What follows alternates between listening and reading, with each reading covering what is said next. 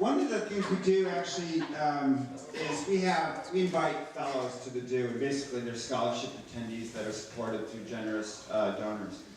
And we thought it would be cool to, throughout the day, introduce the three fellows we have and give them the floor, the stage, just to share briefly kind of what they're up to, so you get a sense of perspective. So the first one is, I think, when I was speaking, he's a street poet veteran. I think he's one of the original street poet members.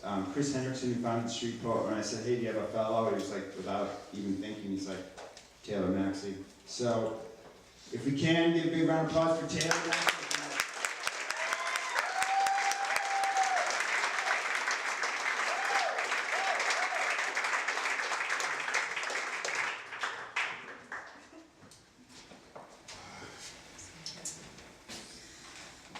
Good morning, everybody. My name is Taylor Cole Maxey Jr., and I am a street poet. And I've written many verses and poems over the 19 years that I've been a part of the street poets community in Los Angeles. But it's only one poem that I want to share with you guys today. And writing this poem saved my life. I got so much rage in the bank, I'm living large off the interest. An investment trust account, reaping the perks of big business. But before I self-destruct and let the wealth tear me apart, let me splurge for a minute and get this burden off my heart. I don't know how to start because it's dark and runs deep. Back to that demon I first saw when my parents were both asleep. I swear it only seems like it was just yesterday when Pops threw Mama in the tub with blood gushing from her face. That was a quarter century ago, but I'm still hearing screams. In my cell yet a note because they echo in my dreams. Mama took me off to Texas when the dope took you under, and it was there I got molested, and my sunshine turned to thunder. Reflecting on these troubles, sometimes my tears become laughs, because you have the nerve to wonder why I chose to walk a dark path. My last hope was the streets, so I banged the local game, but that even took something I could never again claim. Can the Lord blame me for all the sins I've committed? Or close the pearly gates because I lack the wisdom to do different? I wanted the world to feel the kind of pain I was feeling, so I robbed and pistol whipped the man in front of his own children. And to make matters worse, homie showed me love for that, celebrating all the hate that I now wish I could take back. Was it the Haldol and Coke that ran through mama's veins, mixed with the dope and daddy seed that made me grow to be insane? When I felt the urge to change, my enemies cast me out with slugs and left me leaking in the street, talking to God about peace. My scars tell a story that only pauses for effect as I choke off the gun smoke, praying to take another breath. I'd be lying if I said I never cried in my cell, because I'm forced to face the truth walking the main line in jail.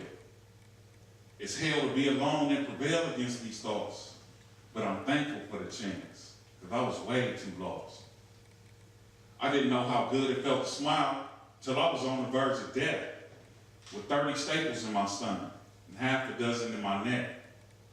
It's obvious that I'm blessed, because I can still draw some breath, but it's also clear that I'm cursed to bear the burden of such stress.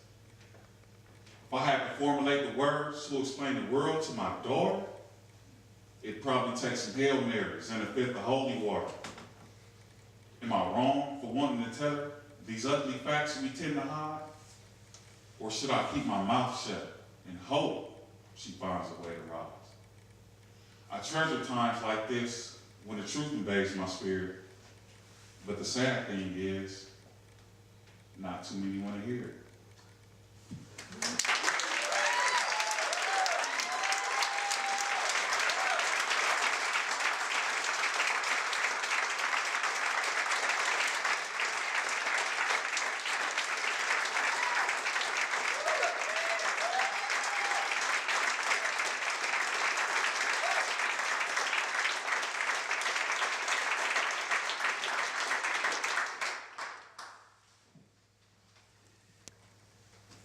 I wrote that poem not too many, when I was 27 years old, sitting in prison for what turned out to be almost 7 years for the role that I played in a botched bank robbery. And I remember, at night, I remember beating myself up at night, when I thought about how I had failed to take advantage of all the opportunities that Street Boys had first provided for me as a teenager when I was first released from juvenile camp. And I remember feeling, an overwhelming sense of remorse and shame. And also, I remember realizing that I had left some important facts out of my story, out of the story that I had told, myself and other people about myself. So writing that poem, writing that poem helped me to connect the dots of my own victimhood all the way to the ways I had allowed myself to become a victimizer. And it was also the first time that I had told, someone that I had been molested as a child. And I remember after I wrote the poem and put it in the letter to mail it off to my mentor, Chris Henriksen, I remember feeling a huge burden being lifted off my shoulders. And it was like I all of a sudden had the capacity to remember good things about my childhood. And so by giving voice, to these facts that, we tend to hide, it unlocked the door to my prison cell. It unlocked the door, and it also unlocked the door to the culture of silence that I had been raised in, and also unlocked the door of addiction, for me. And through that process, I was able to find my way back to myself and back to Street Boys as the youth outreach coordinator. I work full time as youth outreach coordinator at Street Boys.